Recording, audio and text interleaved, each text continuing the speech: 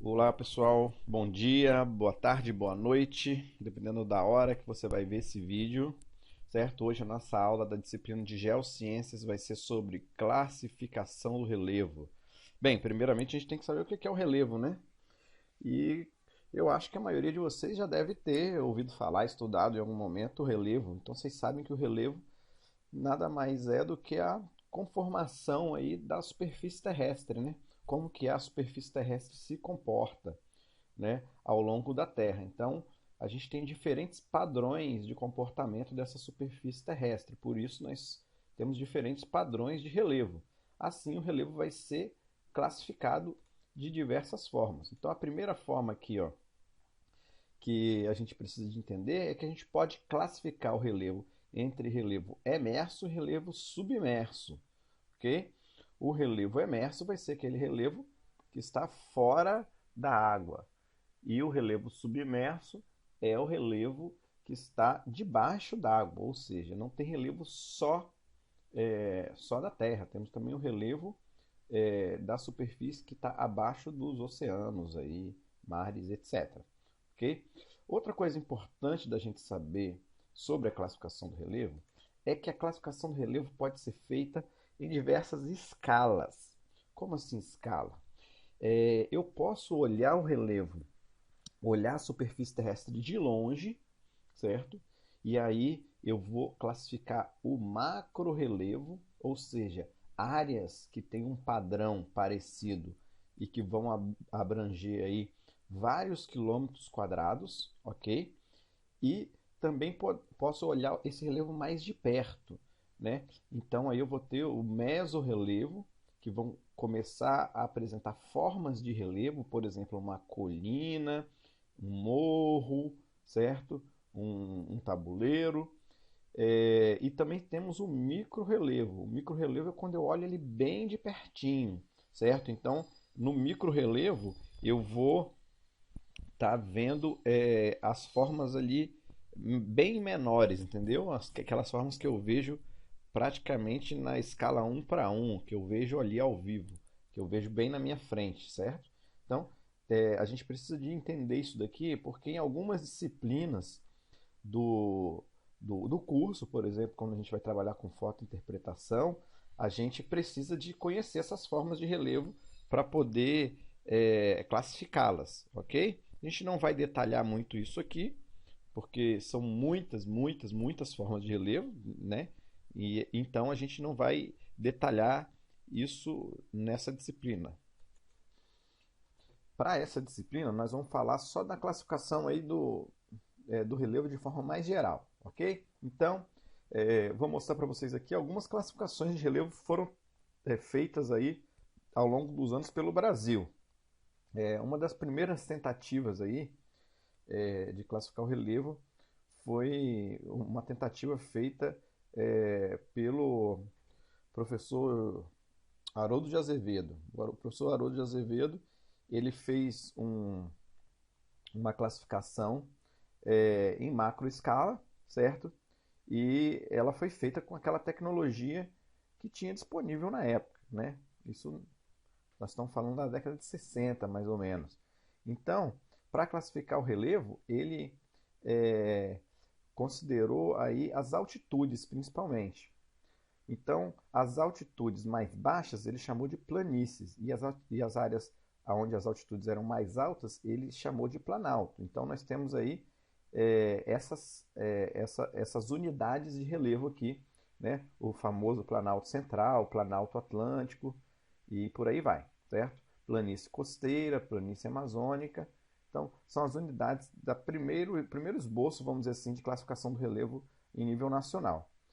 Depois do professor Haroldo de Azevedo, houve uma outra classificação que foi feita pelo geógrafo Aziz Absaber. Nessa classificação que vocês estão vendo aqui, ele não considerou apenas a altitude, mas considerou também os processos. Então, nessa classificação, ele considerou que as planícies eram as áreas que sofriam o processo de deposição, de sedimentação. O processo de acumulação de sedimentos era predominante nas planícies. E nos planaltos você tinha é, o, o processo de erosão sendo mais acentuado. Então, nessa classificação aqui, a gente vê que o nome das unidades de relevo também mudou, certo? E algumas faixas aqui que antes pertenciam a uma unidade começaram a pertencer a outras. Então, isso daqui foi uma outra tentativa de classificação do relevo brasileiro. Mais recentemente um pouco, a classificação do Jurandir Ross levou em consideração 3 critérios. Nessa classificação, ele usou mais critérios, ou seja, detalhou mais as formas de relevo. Então, ele usou o critério morfoestrutural, que fala ali da estrutura geológica. Ele usou o critério morfoclimático, que vai relacionar a forma com os processos climáticos atuantes, ok? Quer dizer que estão atuando hoje em dia. E também do morfoescultural, ou seja, os processos climáticos antigos, os processos climáticos que deram origem àquelas formas, né? Que o processo climático de alguns milhões de anos atrás pode ter formado o que tem hoje, mas não é o processo que está atuando atualmente. Enfim, com esses critérios aqui, a classificação aumentou muito o número de unidades de relevo, certo? Por quê? Porque eles foram divididos em planaltos, planícies e depressões. E além disso, os planaltos ainda foram subdivididos em 4 tipos, as planícies em 2 e as depressões em 3 tipos. Resultado, a gente teve esse mapa aqui, ó, com uma classificação de relevo do Brasil mais atualizado, certo? Isso daqui já era uma classificação que existia na década de 90. Porém, de lá para cá, todo mundo sabe que a tecnologia evoluiu muito. Ou seja, com a tecnologia mais avançada, é possível detalhar ainda um pouco mais essa classificação de relevo aqui. Okay? Então, aqui a gente tem 28 unidades de relevo. Se a gente for pegar aí uma outra classificação, feita mais recentemente aí pelo IBGE, a gente tem essa classificação aqui, que é uma classificação inclusive simplificada, que a gente pode ver aqui, ó, que a gente tem muitas outras unidades de relevo, certo? E ainda podemos pegar uma outra classificação feita pelo IBGE, essa sim mais detalhada, que é de 2006, que a gente tem acho que 100 e poucas unidades de relevo. Então aqui, ó, está a lista de todas as unidades de relevo. A gente não consegue nem enxergar nessa escala aqui do mapa. Vou dar uma espécie de zoom aqui, para a gente poder ver, ó, são 157 unidades de relevo, certo? Muito bem detalhada. E se a gente precisa de dar até um zoom para poder verificar que unidades de relevo são essas. Então, olhando aqui, ó, naquele primeiro mapa escolar, a gente tem aqui, ó, 1, 2, 3, 4, 5, 6 unidades de relevo que abrangem o Espírito Santo. Ok? Então vamos dar uma olhada nessa aqui, ó, que é o mapa oficial. Eu dei um zoom aqui no Espírito Santo, separei ele aqui, né, com esse risco roxo, para a gente poder ver. Então a gente tem aqui, ó, depósitos sedimentares quaternários, ou seja, é uma região de planícies, né? Então a gente tem aqui a planície marinha, certo? Aqui nessa parte do norte do estado e aqui no sul também tem uma planície fluvial, onde destaca a planície do Rio Doce. Por que eu só tenho uma planície fluvial no Espírito Santo? Porque a planície do Rio Doce, ela tem um tamanho, certo? Que foi possível da gente ver quando estava se mapeando o Brasil inteiro, porque ela tem dimensões maiores. Agora a gente tem planícies fluviais menores, certo? Várias pequenas planícies fluviais que não foram mapeadas aqui. Temos os tabuleiros costeiros, né? E algumas depressões também. Eu vou mostrar agora para vocês um pouquinho mais dessas unidades de relevo aqui que estão apontadas, ok? Com fotos para a gente poder reconhecer. Então, primeiramente aqui, ó, planície marinha. Ó, lá em Regência, aqui, ó, Regência fica aqui na Foz do Rio Doce, nas proximidades aqui da Foz do Rio Doce. e também mais para o norte do estado a gente tem planícies marinhas. Aqui na imagem de satélite a gente consegue ver, ó, que tem um certo alinhamento aqui, ó, que a gente consegue observar. Que alinhamentos são esses? São os alinhamentos dos cordões arenosos, ó. Tá vendo aqui? Esses cordões arenosos, eles foram depositados pelo mar, certo? Provavelmente o mar já esteve mais para dentro do continente, e aí quando ele foi recuando, ele foi deixando essas faixas de areia, né? Esses cordões arenosos aí que a gente consegue ver na imagem de satélite e também conseguimos ver ali nas fotografias, certo? É, outra unidade de relevo que aparece são os tabuleiros costeiros. Os tabuleiros costeiros, como a gente consegue ver aqui, ó, é um relevo mais ou menos plano, certo? Ele tem topos planos e algumas áreas rebaixadas pelo efeito da erosão fluvial, né, de pequenos rios, pequenos córregos. Então, isso daí é muito comum de ser visto no norte do estado e também aqui na região central, que a gente vai indo pelo litoral ali, passando por Aracruz e tal, a gente vê muito desses tabuleiros costeiros. Tem algumas fotos dele.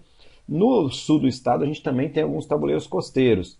Aqui, ó, como a gente vê, aqui é a imagem de satélite, né? Ali na região ali, perto de Marataízes, por ali, indo para Presidente Kennedy, a gente tem os tabuleiros costeiros chegando até o litoral. E aí você vai ter as formas de relevo ali chamadas de falésias, ok? Então, a gente tem essa forma aqui de relevo, uma forma de relevo dentro de uma unidade de relevo, certo? Então a unidade de relevo seria uma classificação aí de mesorrelevo e a forma uma classificação de microrrelevo, vamos dizer assim, certo? A gente tem também as serras da Mantiqueira e Caparaó, é a região serrana do Espírito Santo. Aqui pela imagem de satélite, ó, vocês conseguem observar que o relevo aqui ele é muito mais ele tem muito mais acidentes, né, geográficos, ele é muito mais rugoso, né, a rugosidade aqui é bem maior. Então a gente consegue observar que isso daqui é uma área de estrutura cristalina que foi sendo erodida. Então a gente vai ter aí várias rochas maciças e várias serras, né, vários tipos de montanhas aí nessa região. A gente tem também a planície do Rio Doce, que está uma imagem, ó, que a gente consegue ver a planície do Rio Doce. A planície do Rio Doce ela é uma área plana, certo? E por quê? Pela ação do Rio Doce, porque o Rio Doce ele às vezes ele vai alagar essa área aqui, ó, e vai erodir. Aqui nessa imagem satélite a gente vê até uma marca aqui, ó, que é um pseudo canal do Rio Doce, quer dizer, o Rio Doce passava por aqui há algum tempo atrás, por algum motivo ele mudou o seu curso e hoje ele passa em outro lugar, certo? Então, ali na região de Linhares, até a foz do Rio Doce, a gente vê uma área bastante plana, que é a planície fluvial do Rio Doce, né? Nessa parte aqui, ó, a gente tem aí os patamares do Rio Jequitinhonha e Mucuri e o planalto do Rio Jequitinhonha e Mucuri, né? São duas áreas aqui com relevo bastante parecido, né? Isso daqui vai ser lá no noroeste do Espírito Santo, na região lá de Barra de São Francisco, Coporanga, a gente vai ver essas paisagens aqui, ok? Então, isso daqui são algumas das formas de relevo e algumas das classificações de relevo que a gente consegue ver aqui no Espírito Santo, certo? Não vamos detalhar muito isso, mas para saber mais eu estou deixando aí duas sugestões de bibliografia.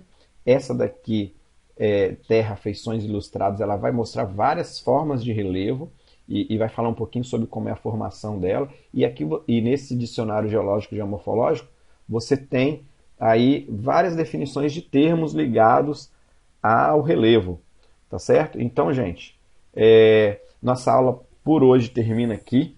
Eu vejo vocês na próxima semana, ok?